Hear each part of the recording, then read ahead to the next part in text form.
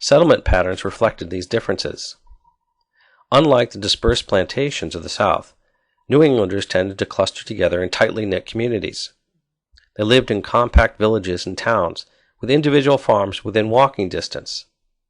This limited the economic opportunities of individuals, but in fact, most of the early settlers were simply not all that interested in the accumulation of personal wealth. Their mission was religious in character. Even had they so desired, the relatively cool climate of the region and the stony soil made it difficult to grow commercial crops, ensuring that most Puritans practiced subsistence agriculture, that is, growing enough food to feed their families and manufacturing most of their own goods. The government encouraged these settlement patterns by giving out land grants not to individuals, but rather to groups that agreed to band together and form a community.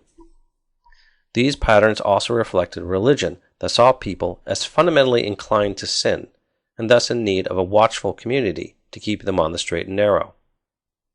Overall, this was, in many ways, a corporate or communal society rather than an individualistic one. Religion, of course, permeated these communities. Churches were established and supported by the government, and all settlers were required to attend several services a week, regardless of whether they were actually members of the church or not. Acceptance as a full member of the church was not necessarily easy. The Puritans had adopted the teachings of John Calvin, who argued for the doctrine of predestination. God had already chosen who was to be saved and who was to be damned, and nothing that human beings did in this world could change that. You cannot achieve salvation. Since they believed in predestination, there was no way to tell who was truly saved and who was not, and this made determining who was eligible for church membership a little bit difficult. However, living a godly life and being successful, graced by God, were taken as signs that someone was one of the saved. To be accepted as church members, they had to not only demonstrate these signs, but also testify to a conversion experience. Religious deviation was not tolerated. Groups like the Quakers, who tried to preach in New England, were likely to find themselves being ejected, or, in some cases, executed. Politically, New England communities were often a mixture of authoritarianism and democracy. The Puritan elite firmly believed that there should be an established order. John Winthrop, the first governor of Massachusetts Bay Colony, sternly lectured his followers to accept their position in society and defer to their social superiors, such as himself. However, male church members in Massachusetts could participate in elections to choose representation on the colonial assembly, the general court, and at the local level we see the rise of town meetings, in which virtually all free men could participate. Even with a strong influence of religion over government, there was a significant degree of separation. Ministers, for instance, were expected to stay out of politics. This was not so much to protect politics from being influenced by religion, as it was to protect religion from being corrupted by the secular concerns of politics. Disputes over religion did cause serious tensions within Puritan society. Roger Williams, for instance, was a minister who espoused what were, for his time, radical views. Williams argued that it was dangerous to breach the, quote, wall of separation between the garden of the church and the wilderness of the world, unquote.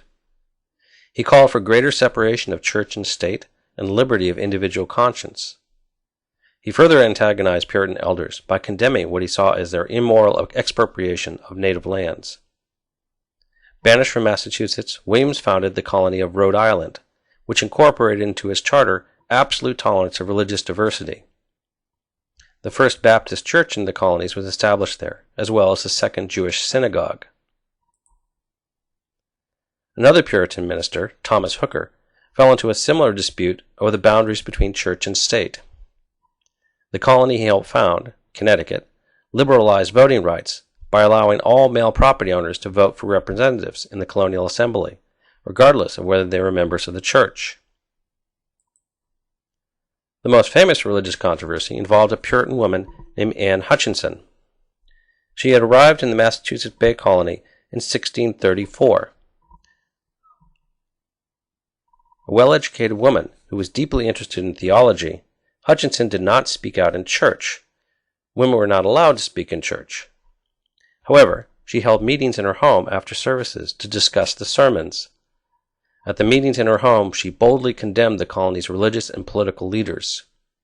More and more people came to hear her speak, and the colonial leaders became increasingly alarmed at her influence. To silence her, they brought her up on charges of heresy and banished her from Massachusetts.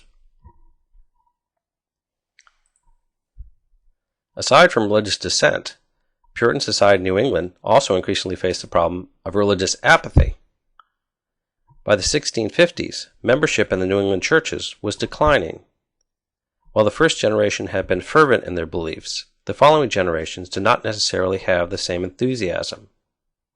To try and ensure that the church remained a central institution in New England life, many congregations adopted what became known as the Halfway Covenant in the early 1660s. The children of members no longer had to pass the rigorous scrutiny that had been required for church membership in the past. Instead, they were automatically allowed baptism and a partial or halfway membership in the church. In the 1640s, England was torn apart by a massive civil war, which pitted the king and his followers against Parliament. Many prominent Englishmen were alarmed at what they saw as Charles I's abuse of power. Through Parliament, the Petition of Rights was presented to the king. It demanded that the king guarantee basic legal rights, such as due process, habeas corpus, and the right to trial by jury. It also insisted that the king abide by the ancient right of Parliament to control taxation. Reluctantly, Charles signed the document, but then dismissed Parliament and refused to call it back into session for 11 years. When he was forced to recall Parliament in 1640 so they could authorize new taxes, many of its members were extremely critical of the king, leading ultimately to the outbreak of violence in 1642. In 1649, parliamentary forces under Oliver Cromwell finally defeated the king, who was executed. For 11 years, England had no monarch. With the death of Cromwell, however, the republic fell apart, and in 1660, the monarchy was restored when Charles II took the throne. The new king used colonial grants to reward his supporters. Under Charles II, we see a number of proprietary colonies established, that is, colonies given to individuals.